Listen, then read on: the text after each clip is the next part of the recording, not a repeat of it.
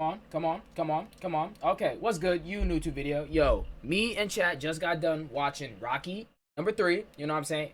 Me personally, my favorite Rocky movie out of the series. And cause this is what I'm doing. I'm watching all the Rocky and Creed movies. You feel me? All the way through type shit. So yeah, we're on Rocky 3. We just got done watching it. Now we're watching this nice little interesting video right after why Clubber Lang was so dangerous. You know what I'm saying? A little bit of a deep dive in, into the main antagonist of Rocky 3. And it was really good. And it was really good. That's why it is my favorite one. Not just because of the enemy, also because of at what point of his career where it takes place, they claiming Rocky ain't really what's the word? He ain't really hungry no more. You know what Apollo kept on saying? Every 3 seconds, you ain't got the eye of the tiger. You got to get the eye of the tiger. You know what I mean? Every 5 minutes, I'm telling you, bro, eye of the tiger. But yeah, get into it, though. Let's recap on what we know about Clubber so far. Well, I'm primarily going to recap Rocky 3, as we know that's the only film Clubber has appeared in and is the primary source for canon. I'm also going to talk a little bit about the game Rocky Legends, as it expanded on the backstory for a lot of Rocky's major opponents, including Clubber. Feel free to skip to the next chapter, but be warned, you may miss some important details later on in the video. According to Rocky Legends, before becoming a professional boxer, Clubber Lang was serving a prison sentence and nearly got into a fistfight with fellow inmate Jack Jarrell. The two fought each other in the prison's boxing tournament, which Clubber won. Not long after, Clubber was released from prison and started to train to become a professional boxer. While Rocky was defending his title and achieved 10 straight victories, Clubber became the number one contender and eventually had 28 wins to his name with 0 losses. The two first come face to face when Rocky announces his retirement, with Clubber interrupting the celebration and challenging Balboa to a fight. Rocky accepts after Clubber makes remarks about Adrian, much to Mickey's reluctance, and Clubber begins to train intensely for the match while Rocky doesn't take it so seriously. As Rocky makes his way to the ring, Clubber insults Rocky and chaos ensues as the two try to start the match early, which results in Clubber pushing Mickey and causes him to have a heart attack, worrying Rocky and causing him to be distracted during the fight. Rocky puts up a fight at first, but Clubber's strength proves to be too much and he knocks Rocky out in the second round. Apollo agrees to help train Rocky, and Clubber accepts Rocky's offer for a rematch. Although Rocky's still not confident in training with Apollo at first, Rocky manages to adapt to Creed's style and prepares for his rematch with Clubber. As the boxers are in their corner, Clubber nearly starts another brawl with Apollo before they fight. Round 1 shows Rocky's new strategy proved useful as he fights more defensively and sticks to sticking and moving, but in round 2, Clubber manages to catch Rocky in a corner, throwing hooks and crosses, and knocks him down twice. However, this is where I'm not gonna lie, Sylvester is a seller. I'm not gonna hold you. He would be amazing in the WWE. The way how Sylvester was selling these punches, bro, he was like legit throwing himself across. Like, goddamn, like, bro, it really looked like these punches was killing a man, bro. Jesus. Clubber is starting to win and begins to defend against the onslaught, causing Clubber to waste all of his energy. Rocky is able to turn the tide, punishing Clubber with vicious body blows and a flurry of his own, knocking him out in the 3rd round and regaining his title. The last time we see Clubber, he puts his head in his hands due to the loss he just suffered. Now, with all of that in mind, what made Clubber Lang so dangerous? Let's take a look at his motivations and his personality. More than likely due to his upbringing and what occurred in his life prior to the events of Rocky 3, Clubber has the one thing that Rocky lost: hunger. Mickey even tells this to Rocky after the statue ceremony. He is nowhere near hungry as Clubber is, and hasn't been like that since winning the championship. Rocky has let the fame and notoriety go to his head, with Mickey also contributing to this by protecting him with hand-picked opponents.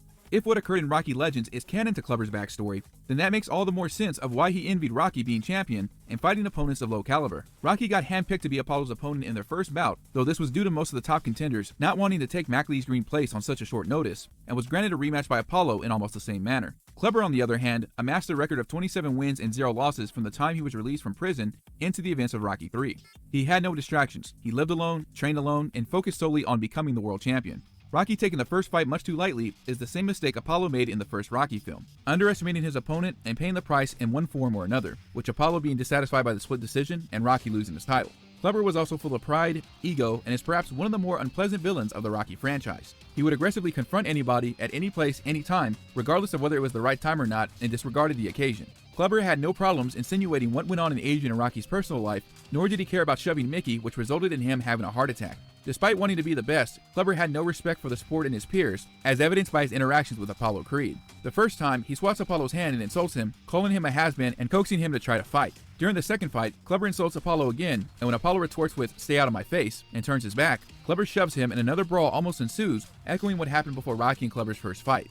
A popular theory is that Clubber wrote one of the hate mail letters in Rocky 2 that Apollo reads to Marianne, which states, "How much did you get to carry that bum for 15 rounds? You're a disgrace to your people."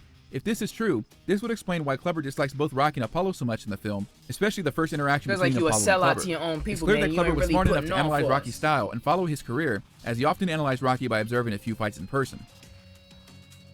With all that being said, who were some real-life inspirations that Clubber Lang was based on? Definitely Mike Tyson. The first that comes to mind would be George come Foreman. on. Outside of the famous grill, George was known for his brutal punching power. Before fighting Muhammad Ali, he was undefeated for 40 fights, and throughout his entire career, won 80% of the 76 fights before the 6th round, with 60 of those wins in the first 3 rounds. You would be crazy to try to go toe-to-toe with George, and despite his basic technique, many found out the hard way.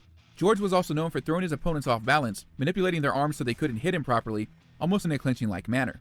Larry Holmes is another possible influence, as like Clubber, he was on his own quest for respect to prove that he was also one of the greats. Larry Holmes was a sparring partner of Muhammad Ali, Joe Frazier, Ernie Shavers, and Jimmy Young. He was a hybrid fighter in the sense that his longtime training with Ali rubbed off on him, throwing jabs from the outside, and possessed some of the same guard manipulation tactics that George Foreman used. It's also worth mentioning that before being upset by Michael Spinks and Mike Tyson, he almost would have tied with Rocky Marciano's undefeated record of 49 wins and 0 losses, and had 19 title defenses before facing Spinks.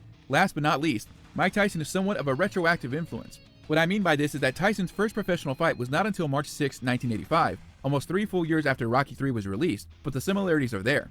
Tyson was known for his brutal punching power and was unstoppable for nearly 5 years, undefeated for 37 matches, and was known to end his fights very quickly, hardly ever going the distance throughout his career. Iron Mike was a force to be reckoned with, and oftentimes feared by his opponents, and not many could go toe-to-toe in terms of trading punches.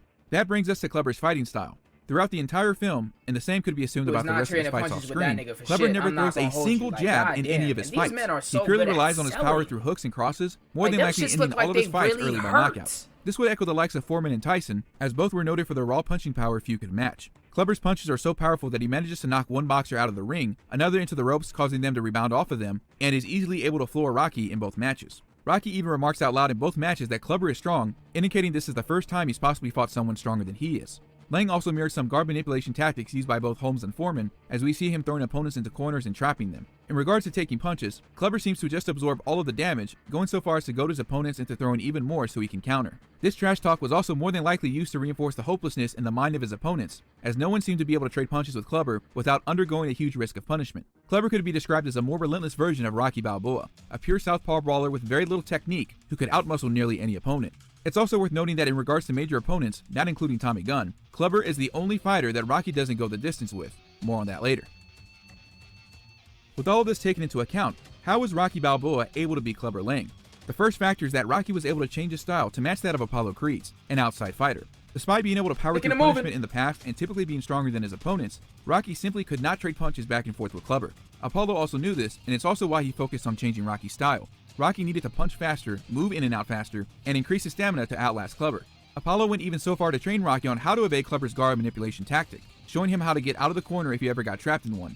These tactics pay off in the first round alone. Rocky is able to chip away at Clubber from the outside while dodging almost every hook and cross that Lang throws, only taking damage for the first time when Clubber catches him in a clinch and follows up with some punches. The second factor is that Rocky is able to turn the mind games back onto Clubber. In their first fight, due to Mickey being hurt and realizing Lang is more powerful than he is, the trash talk Rocky endures gets to him and throws him off his game. Because of the loss to Clubber, the knowledge that he was being protected by Mickey, and the death of his trainer, Rocky's fear gets to him and he doesn't put his heart into training at first. However, due to encouragement from his team, most notably Adrian, Rocky enters the rematch with full confidence and begins to trash talk Clubber before they even fight. Rocky uses Clubber's strategy to get inside his head, causing him to be blinded by his fury and waste his punches. What are you putting me through, Adrian? This leads what us are you to the putting third me factor, through right now? Clubber's predictable style and stamina. Despite Clubber claiming that Rocky's style was predictable, the ironic part is Clubber's style was more predictable.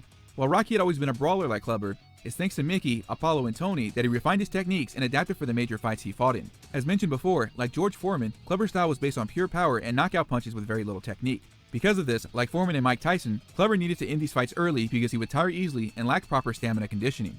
Rocky quickly figures this out and begins to block and evade Clubber's punches, goading him to throwing more, and then start attacking his body, which begin to lift Clubber Lang off the ground. After Clubber tries to counter, Rocky attacks the body again, and even launches a flurry that Clubber can't properly guard, as we see a couple of shots land on his face. The Rocky films are notable for drawing inspirations from real-life matches, and Rocky's rematch with Clubber is a clear reference to Muhammad Ali versus George Foreman, also known as the Rumble in the Jungle, where Ali for the first time used the rope-a-dope technique, which is also used by Rocky in his fight with Clubber, letting Foreman wear out his punches and then taking advantage of his winded opponent by attacking him while he's exhausted. It's also no secret that Apollo Creed was clearly based on Muhammad Ali, most notably his appearance and characterization in the first Rocky film. Because Rocky trained to fight like Apollo, he was able to defeat Clubber Lang by utilizing speed, stamina, and defensive maneuvers in a parallel to Ali defeating Foreman, which Ali also won the championship in. And as Rocky breaks through to him, you can tell that Clubber didn't know how to respond, as this is the first time somebody took the fight to him, as it's shown on his face near the end of the fight and after the fight.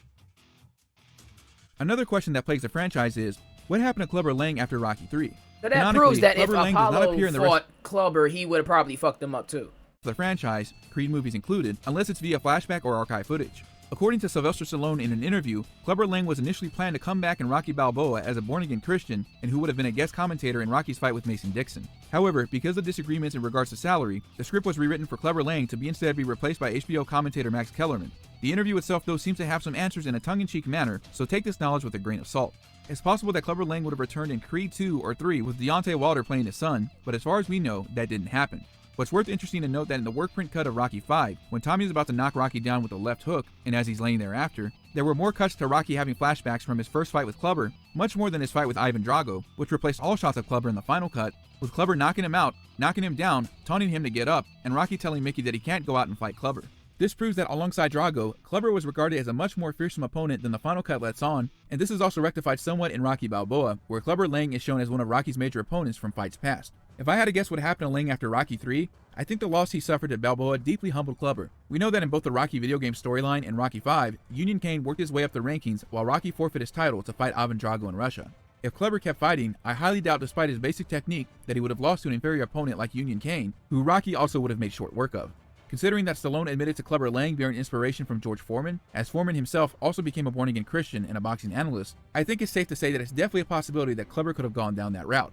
It's also interesting to note that a lot of people believe that if Rocky would have never fought Clubber Lang, Apollo Creed would have never fought Ivan Drago, and Rocky would have avoided major damage from his fight with Ivan in Rocky 4. So it's very possible that Clubber Lang was the catalyst for a lot of the events occurring from Rocky 3 and onward, and if Rocky would have avoided this fight with Clubber, his life might have turned out different.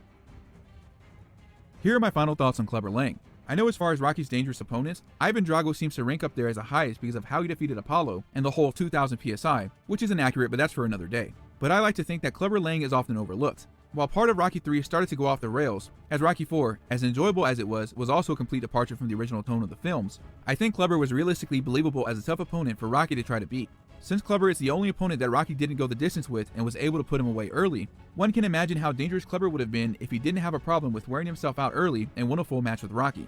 Although Rocky learned how to fight right-handed and improved his speed for a match with Apollo Creed, it wasn't enough for Clubber, and because of how complacent he got, this is what caused Rocky to lose. Rocky really had to step up and train in a completely different style than what he usually really fought did, with though. to overcome. And I'm not gonna lie though, I'm gonna say this like, bro, I've said this plenty of times, and I'm gonna say this one Rocky more. couldn't go toe to toe, despite Sylvester having a grand Stallone champ. and like, you I would know, love that Clubber to Apollo at least nigga, appear they in the could future, fuck you perhaps up in another real Creed life. movie, I or if believe not, that. at least some kind of definite answer of what happened to his character in Rocky 3 and how he would have fared against the likes of Ivan Drago, Tommy Gunn, and Union Kane. Mr. T nailed Clubber Lang's personality perfectly, and in my opinion, that's why he's one of the most memorable characters in the Rocky and Creed franchise. Before I go, I want to give a quick shout out and thanks to my partners and affiliates. If you haven't already noticed, I now have official merchandise.